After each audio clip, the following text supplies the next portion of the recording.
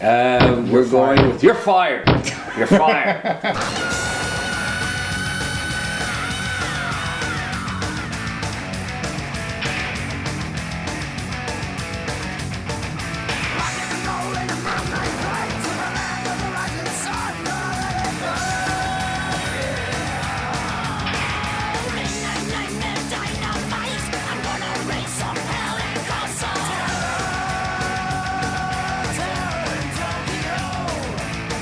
Fire. So even though these aren't all instances of actually being fired, what would have happened if these guys stayed together? Or what are our feelings about these famous breakups of bands? To be fair, Alan, I mean, a lot of these situations, the guys weren't actually fired.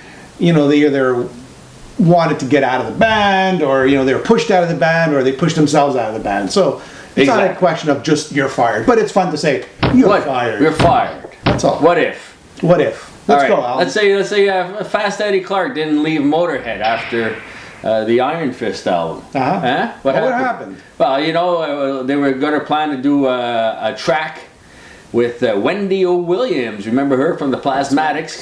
Lemmy and her were supposed to sing "Stand By Your Man." Yep. And Eddie was more into production. He was a little discouraged that Iron Fist, an album that he produced, didn't do as well as the others, and that was like the final nail in the coffin for him, is doing a duet of a country standard, "Stand By Your Man," of Tammy Wynette fame, and he said, "That's it, I'm out of there." I don't think Lemmy really wanted him in the band at that point anyways, right? I think it just would have crumbled. But that's what it is. It is what it is. But right? There's an instance where I think that was the right decision, because I love Fastway. He came out with the first two Fastway albums are fantastic. Had a chance to revisit the second one with great songs like "The Stranger" and "If You Can See." Yeah. So we wouldn't have had those albums if he didn't leave the band. So I give that one a thumbs up for leaving. I give it a thumbs up too. Next, hey, you know a little band called Van Halen and a certain singer called David Lee Roth? What happened if he would have stayed in the band? According to Dave's book, Crazy from the Heat, he said that a lot of those tracks on 5150, he had his hand in. Yeah. And again, it was funny, if you read that book and Dave's version of the breakup, it's the same thing that Sammy went through years later. Yeah. It's basically Eddie was cooped up, doing all these other projects, had little time to do a new Van Halen album. Yeah. Or he would be working all hours of the night, weird hours, and then have people come in, or producing albums from different studios. It was just sitting around to wait for Eddie to get the music done. Dave did a side project. He was very open about it. As Dave says in the book, certain substances do tend to fog the memory, so they didn't remember Dave even mentioning releasing Crazy California Girls and videos off his EP. Yep. And he just said, life's too short. You got to enjoy the wine. So as Dave would say, and he decided to leave the band. According to Dave, it was very friendly. It was done at Dave's father's house, in fact, the split. Yep. And Dave had to start from scratch. And eat him and smile. That's it. He would eat him and smile. So I think if you would have stayed, Alan, I think you would have seen another platinum album. You know, as we see in 5150, as we see is the material that he had on "Eat 'Em and Smile." He's a very creative guy, David Lee Roth. They would have had another platinum album. They would have been just fine. Either way, things worked out. Right. Now we got, let's go with another famous one, Dave Mustaine and Metallica. You're fired. That was the case of you're fired. Definitely. Dave, we're all alcoholics, but you're really messed up, dude. Here's your bus ticket. Yeah. Head on back. You're going back where they were in New York, trying to record the first album and touring and generating some interest. And Dave was, I guess, a little bit of an angry drunk, where the rest were maybe happy drunks. And next thing you know, Dave's on the bus ride home, where he reads about Megadeth, of an article mentioning the Megadeth of the world or something like that, and the name stuck. And next thing you know, gets back home with a passion to out-thrash Metallica, and forms his own band called Megadeth. So that's a case of you're fired.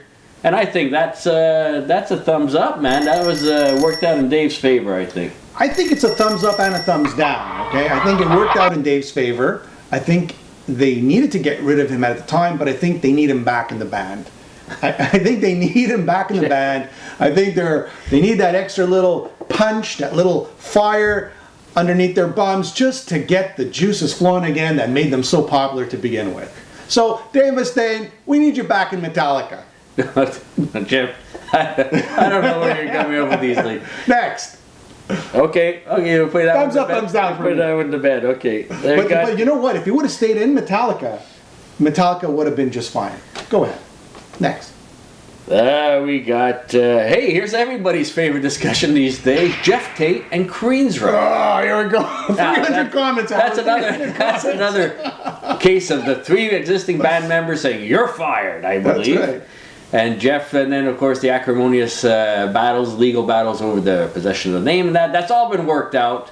But Jim, that's one that I think had to happen. Yeah. A lot of the comments we're reading, a lot of the, I mean, you've mentioned it too. Your dispassionate or passionate dislike, I would say, maybe of some of the last Queensrÿche albums with Jeff Tate, including American Soldier. I know it's not one of your top ones, and a lot of fans think everything after. Empire was questionable. So. It needed to happen. I think it needed to happen. And Jeff Tate came out with a great album. A lot of people disagree with that, but I think it's still a great album.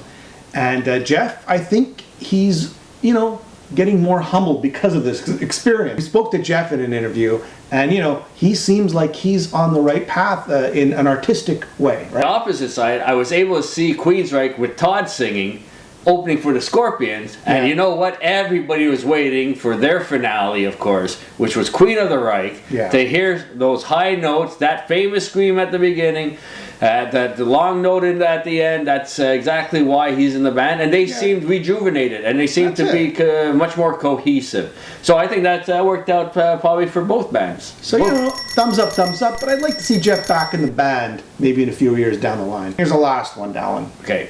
Paul Di'Anno and Iron Maiden. Some would say Paul was fired. Others would say Paul Di'Anno didn't want to be in the band anymore. Paul says he wasn't happy anymore. Okay, I get that. And, the band says, well, we wanted to pursue, a more, operatic vocalist, right? Instead of a rough and tough. They were ready for the next step. Paul was unable to, as much as Blaze tried as well in later years. Yeah. The rigorous touring, with the lifestyle he was living at the time, he found it very difficult. They had to go that next step. They were ready to headline small arenas and our major clubs. And they had to find somebody, as they say in their great biography, Run to the Hills, someone with a more cosmopolitan flair, and was able to, converse with a lot of the different countries. Bruce would always find the 2 or 3 sentences to say in the native language. And again, with the air raid siren coming on board, it took the band to a whole other level. They were able to do stuff vocally that Paul wasn't able to. So I think that was a mutually agreed upon split. Maiden did fire them, according to them, and Paul was ready to quit anyways, according to Paul. So I think that one went into Maiden's favor. I think it's a win-win. Paul did well after that, or he came out with some Battle Zone albums and Killers albums, and I think he did pretty good for himself. Now he's an Architects of Chaos. I would have liked to see one more album with Paul Di'Anno. I think he had one more great album in him, but it didn't happen, so win-win for everybody. There you go. Well, there you have it. There's a few of, you're fired, or you're not in the band anymore. I don't want to be in the band anymore. There you have it on the Metal Boys. Tell us what you think. Some of the great firings that we didn't mention. Maybe we forgot one that you'd like to mention. So we'll do a second show for the other one. Well, thanks for tuning in. We'll catch you next time.